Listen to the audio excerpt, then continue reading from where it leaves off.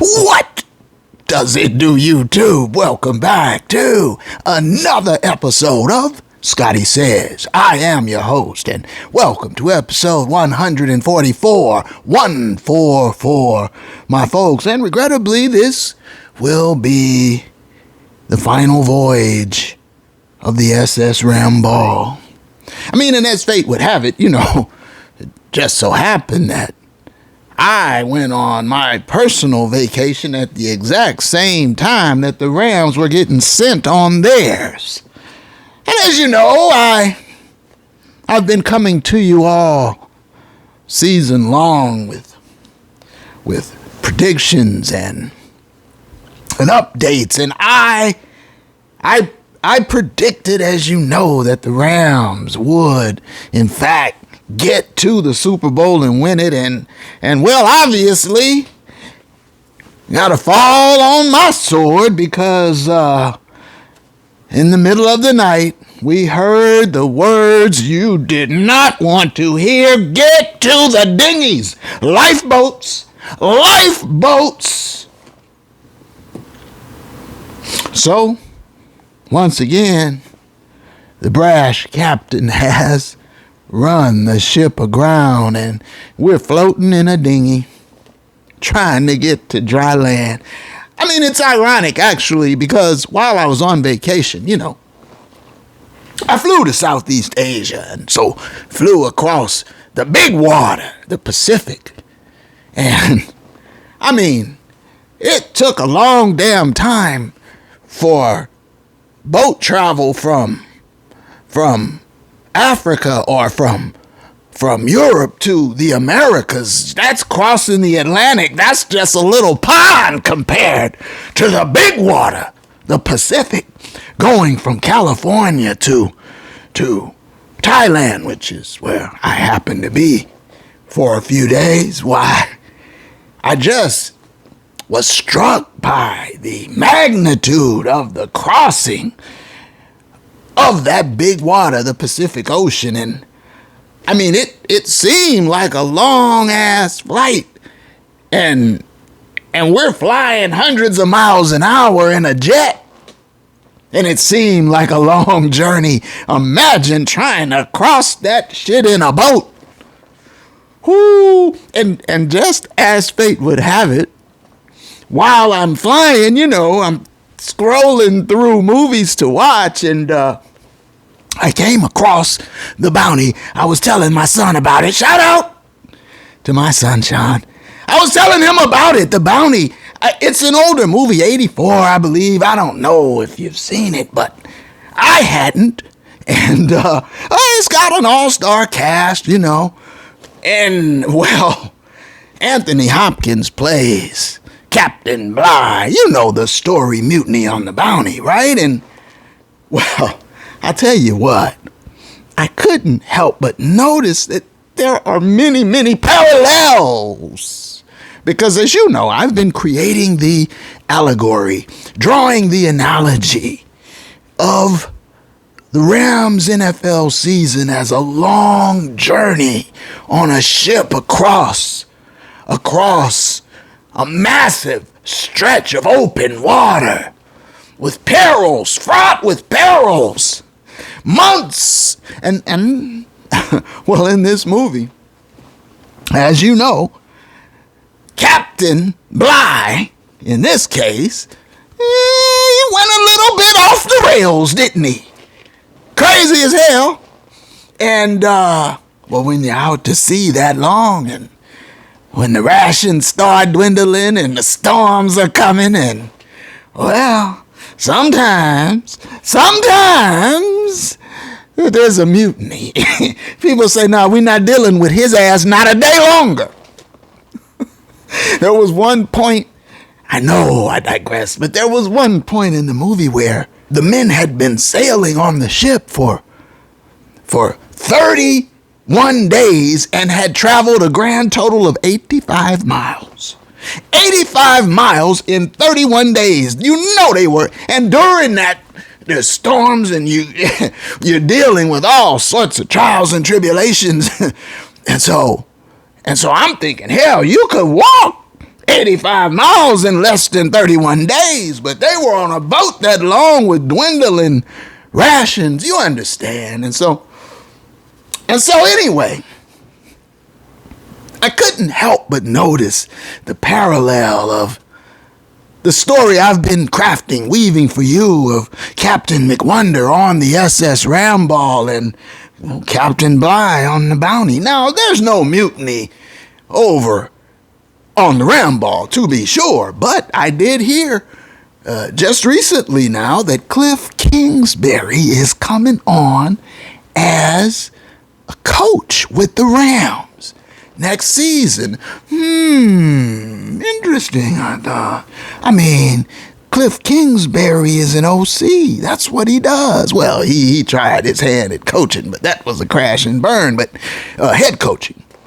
But he's an OC. That's his deal. So, I'm like, is McWonder? Is the captain going to allow Cliff Kingsbury to call the plays?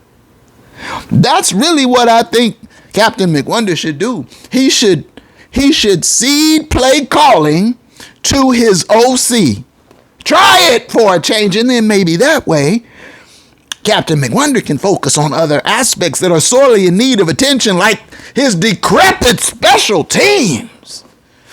We'll get to the Seattle Rams game in a minute, but just notice the difference between Seattle and the Rams. You've got, well, there are multiple differences, but the difference I want to highlight is how they made a point of emphasis in bolstering their special teams. You saw what they did. They went out during the season, during the voyage.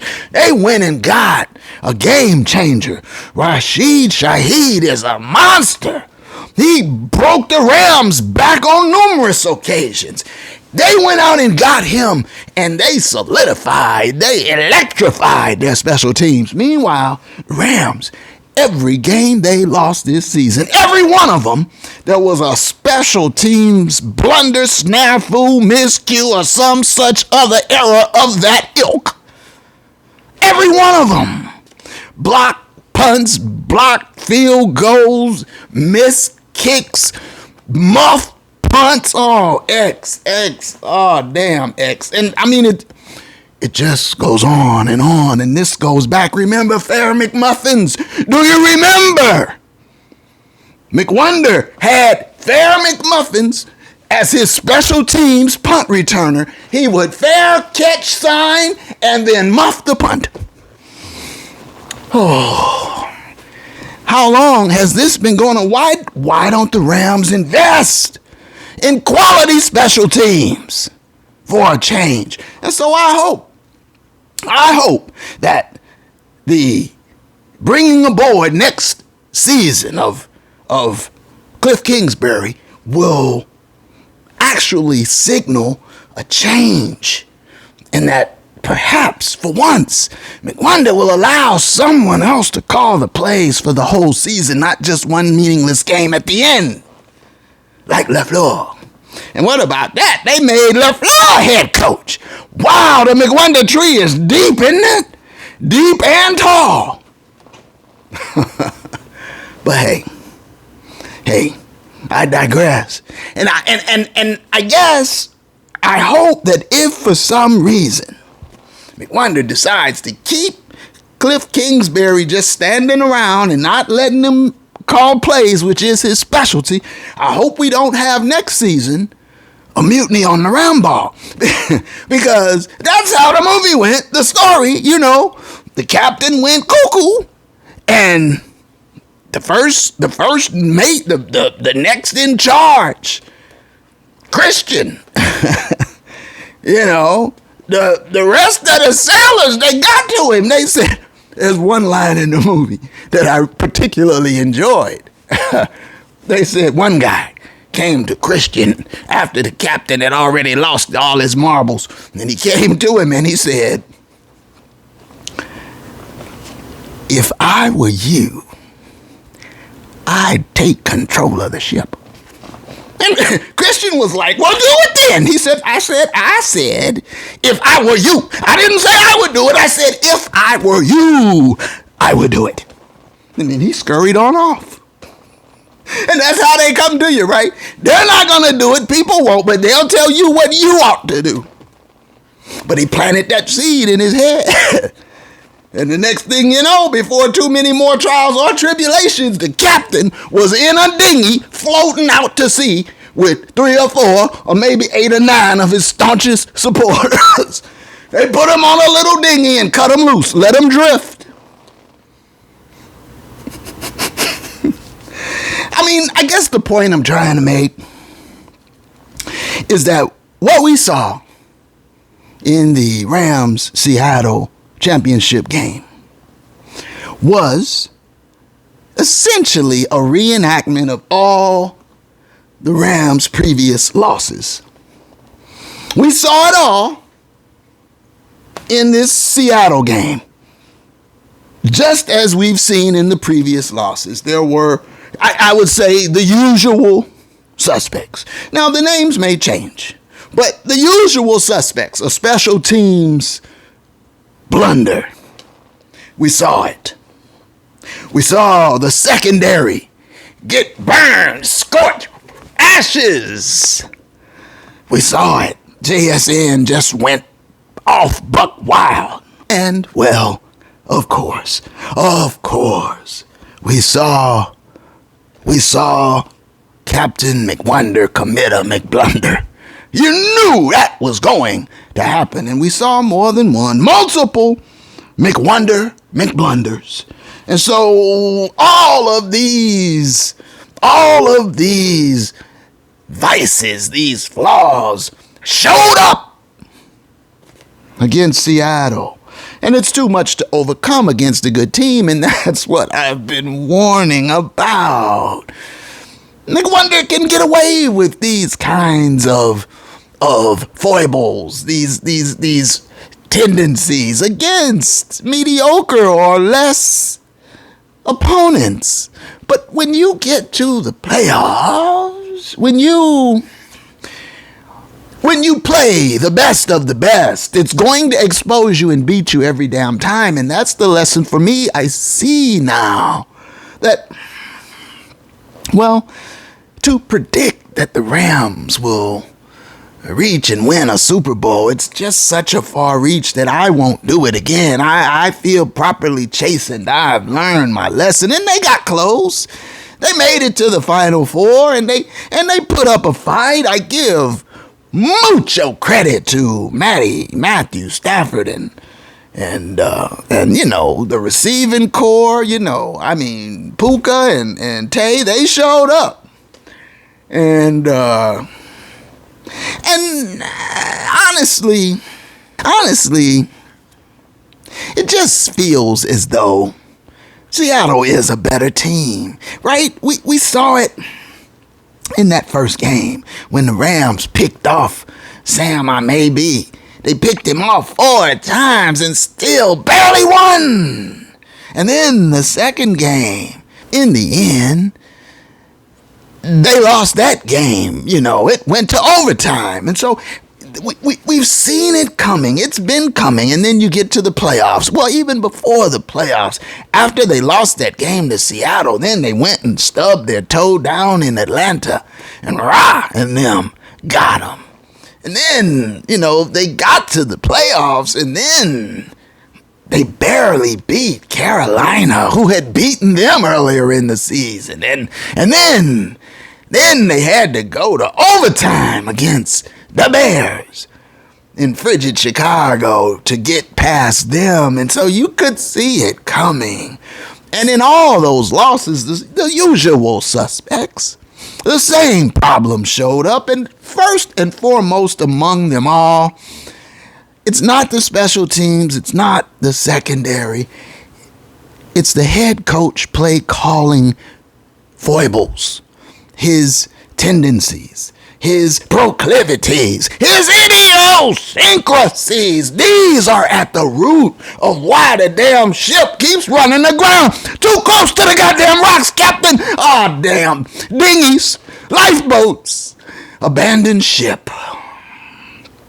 Abandoned ship. Shark food. So I'm afraid that as long as Captain McWonder is at the helm of the vessel, the Ramball is in line to run aground every damn year, because it looks to me as though he has a condition. He's stuck in his ways and he's not going to change. And the only hope I really see is that maybe he gives up the play calling. He takes a step back. He lets someone else call a play, someone who can see the value of balance, of running the ball, of foundational principles. And, you know, I don't know, Kingsbury, he might be that run and shoot type mentality too. But to see a different approach, I think it would make a world of difference for LA. And so I hope that is the case. But either way, I wouldn't go out on a limb and pick the Rams, even though the Super Bowl will be in their house, in the Palace, in Inglewood in 2027. And the last time the Super Bowl was in the Rams' house, they walked away with it all. You remember AD 99 to be sacking Joe and putting the ring finger, give it to him. So I was gratified also to see that Matty won the MVP, NFL MVP, deservedly so. It was close, but deservedly so. And I was also glad to hear him in his acceptance speech. He said that he will be back next season and that he hopes next year at this time he won't be at the awards, that he'll be preparing for the Super Bowl in the Rams' house. It was a great thing to hear and to see. And K. Will was out there cheering, and you saw McGenius out there. He was beside himself. And so that's great. And I hope that really will be the case. I just won't call it. Okay? And to be really honest, how could Matty have a better year than this one? Do you think next year he can be better than this year? I mean, not likely. He hasn't been better than this year before this in his career. I don't know if he can duplicate it like that at his advanced football age, and maybe he can. I hope he can. But to bank on it, and then that the captain will change his ways, I would seriously doubt that. He's going to be who he is. You can't run away from yourself, as the great Bob Marley once said. So, wherever McGenius is, there McWonder will be also. You dig? So I can't call it with the Rams next season, but I remain hopeful. I am a Rams fan, so I remain hopeful. And I was gratified to see the reaction.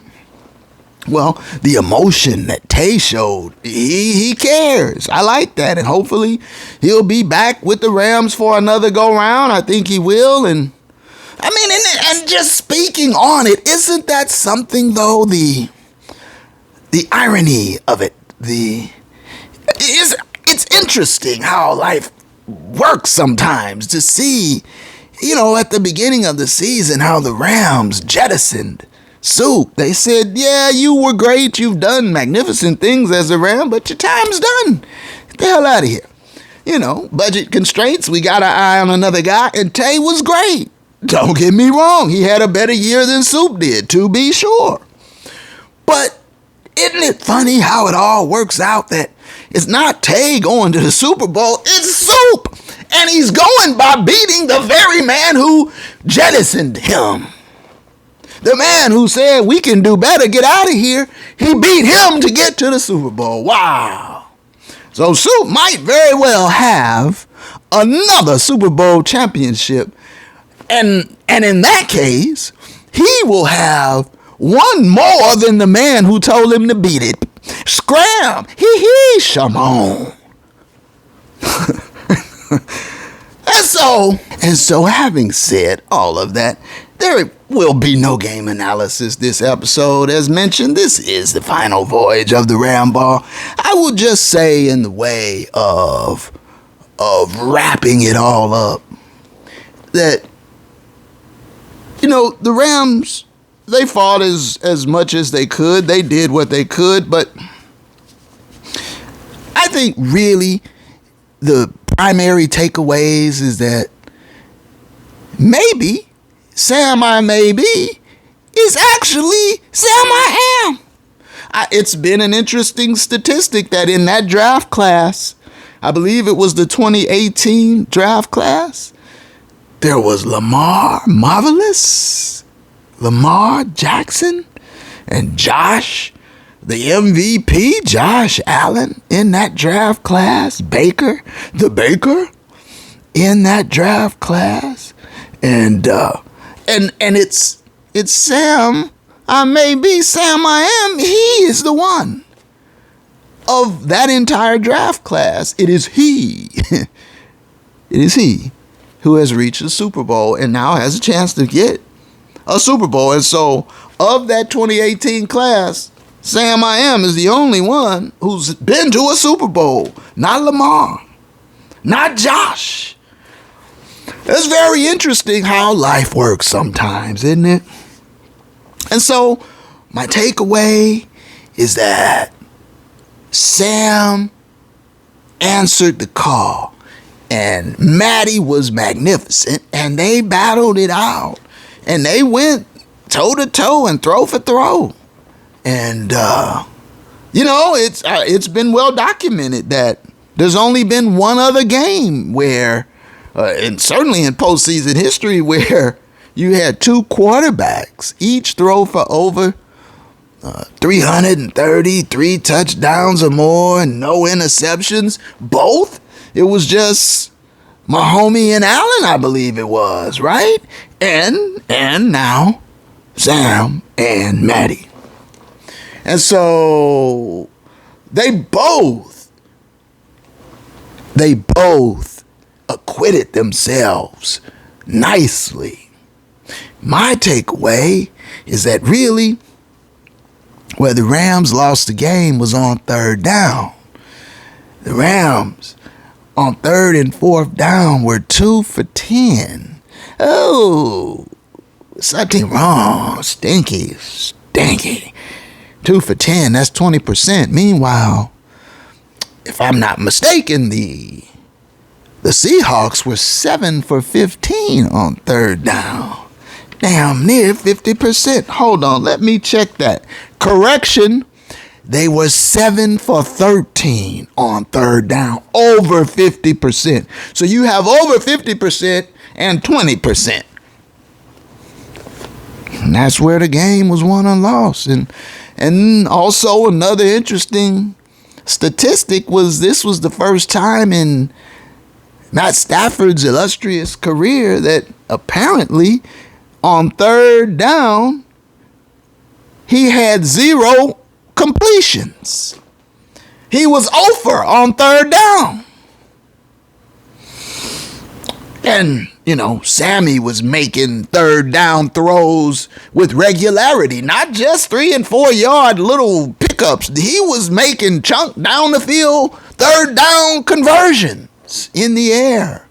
That secondary got lit up like a proverbial Christmas tree. And I warned about that several episodes, and we saw unfortunately, we saw a pretty steady decline of, the Rams had, through week 11, it was, you could argue, the best defense in the NFL, the top 2. And from week 11 on, they just fell off a cliff. I don't know what happened. But they bottomed out on defense. They couldn't stop anybody. Couldn't stop a parked car. Couldn't catch a cold. So It was a conspiracy of events in the final analysis. And then, of course, the captain. Well, many years ago now, watching the Rams suffer through a 5-12 Super Bowl defense season, I was so at my wit's end. I was so disturbed. I was so infuriated by what I was watching. I went to the books and I dusted them off and I scoured and I dug and I researched until I found what I was looking for. A recipe, a tasty recipe, a formula, a brilliant, undeniable formula, infallible, in fact, and I called it the 25-30 principle, and I tried giving it to McWonder. I didn't charge him. I didn't send him a note saying, if you give me X, I'll give you. It wasn't a barter or a trade. I just gave it to him. Use it, Captain, I said. Just use it. And you will win, I guaranteed him. I assured him, I promised him, just use it. And every time he used my 25-30 principle, every time, my folks, 100% of the time, every time he used it, he won. And you would think he would have felt some gratitude, or at the very least, he would have let success be your guide. He would have said, hey, I'm undefeated when I employ it. I'm going to continue. I'm going to ride it till the wheels fall off. Huh? Wouldn't you? If you had a formula and you knew it would guarantee you victory, wouldn't you use it? So I implored him. I beseeched him. I tried to reason with him, cajoled him. I used satire. I tried every which way imaginable to get him to adopt, to embrace the 25-30 principle and employ it. And yet, despite its success when he would use it, he turned his nose up at it. He walked away from it. He said, I'll have no parts of it. I don't want your stinking principle. That's what he said. And of course, he went right on to promptly wear that big fat L on his head.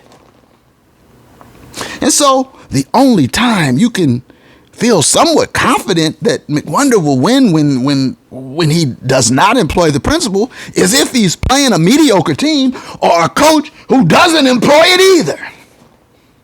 Like Benny J. And that's the other thing. You would think McWonder would learn. You just saw Benny J leave all those points on the field, eschewing field goal after field goal and then losing in overtime by a field goal. You would think he would have internalized that. But no, he goes right to Seattle. I don't want no stinking field goal. He left points on the field. Then in the end, I'm not going to crucify McWonder for opting to go for it on fourth down and failing when he should have kicked the field goal. I'm not going to crucify him for it because, honestly, even if he had done that, even if he had taken the 3, he probably still would have lost. But the one thing I will say is that, again, in Seattle, he refused. He declined. He would not hear of using the 25-30 principle. And once again, he's got a big fat L, not L-A, L on his head. And so he's on vacation somewhere. And so there's always next year, but not for this passenger on the Ramball. This is where once I get off the dinghy, I'm staying my feet on dry ground. Especially when the captain has a condition. So, enough said there. Let's go ahead, though, and look at the actual numbers, because this is what I'm alluding to, my folks. This is really what I'm talking about. This is what I'm talking about at heart. All right, so here it is. The Rams when you look at the numbers, statistically wise, they outplayed Seattle. They had more total yards. They had more passing yards. I always look at the rushing yard statistic. Well, damn, the Rams outrushed Seattle. They had more rushing yards. They averaged more yards per play. In fact, the Rams even had more first downs by a couple. But where it turned, on third down, the Rams were 1 for 8. And on fourth down, 1 for 2, so that's 2 for 10 on third and fourth down. Meanwhile, Seattle did not take a fourth down attempt. They either punted or kicked field goals or scored. They did not run a fourth down operation, which goes to show you don't have to spend a lot of time going for multiple fourth downs if you're prudent in other aspects of the game, Benny J. And as I told you last episode, I suspected that McDonald, the coach of Seattle, was very buttoned up and that he would not make the same mistakes Benny J made. Although, when you get to the principal numbers, you'll see he damn near did. But now, here, let's get to the heart of it. There was only one turnover in the game. That was a critical one. I alluded to it earlier. And that fumble led directly to 7 Seattle points off turnovers. And I would argue that you could make the case that the bonehead taunting penalty that gave the Rams a first down when they were out of downs, and with that first down they immediately went over the top, boom, touchdown Puka. And so in a way those two scores offset each other. Now that isn't a turnover, that's a first down on the penalty, but still it's essentially the same. Okay? And so that's why I say that it just seemed to me over the course of the 3 games I watched the Rams and Seattle play that Seattle just kept finding ways. It's weird in a way. Like, you know, I told you the when you translate Charbonnet from French to English, I believe the literal translation is one who finds a football at the goal line and gets 2 points. That's how you translate Charbonnet. And so that kind of thing, just oddities. But you know, you give up you turn the ball over 4 times via a poltergeist strike. You're supposed to lose.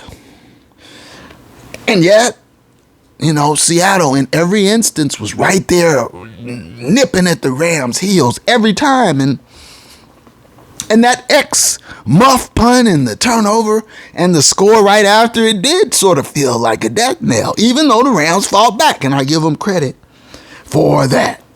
And so, let's go ahead, though, and do what I really, really want to do, which is apply the principle, my principle, the 25-30 principle. And as you know by now, it's golden. It never failed. It's infallible. You know this.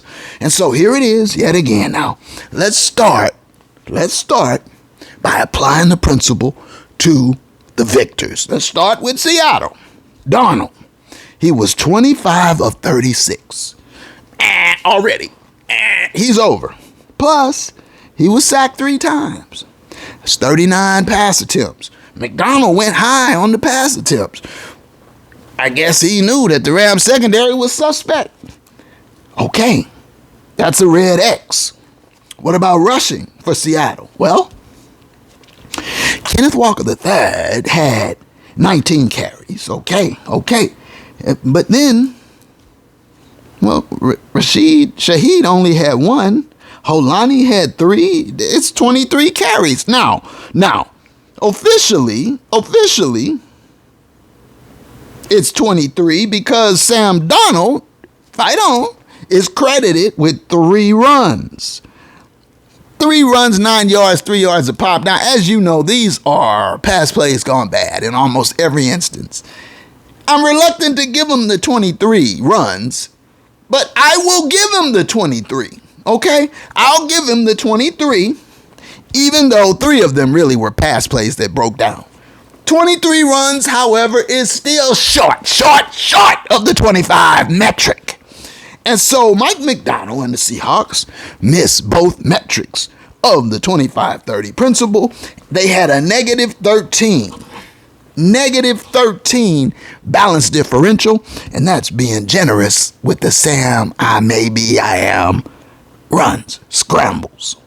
-13 missed both metrics. Well, let's look at the losers. The losers with the L's on their heads, that's the Rams, that's McWonder. Let's look at them. Matty, another great game, Matty. He was 22 of 35, and that's too many, 35. Plus, he was sacked 1 time. That's 36. 36 passes. That's high. And red X. What about rushing? Well, see, here it is now. I mean, they essentially split carries, Corum and Williams. Deuces had 9 carries. K. Will had 10. And so that's 19. And then Puka had one of those Puka sweeps. That's 20 on the nose. Again, here, I'm going to give the Rams the same courtesy that I gave Seattle. They are crediting Matty with 2 runs. He got 16 yards. Now, these are pass plays gone wrong or what have you. But 2 runs, 16 yards. I'll give it to him. And so then that gives the Rams 22 runs. 22 with 36 passes. That's a -14 balance differential. And so both coaches, both teams missed both metrics. Okay? Neither team hit both metrics of the principle. In fact, neither team hit either metric of the principle. But when you look at the balance differential, when you go to the scorecards, you look at the balance differential, as it turns out, the Rams end up with a -14 balance differential and Seattle a -13. So still, -13 is one better than -14, isn't it? So still undefeated. My 25-30 principle. Now, I firmly believe in my heart of hearts, had Coach McWonder simply employed my 25-30 principle, the Rams would be playing in the Super Bowl coming up here. But we don't want no stinking principle around here. We like the rocks. And so, it is what it is. Yeah.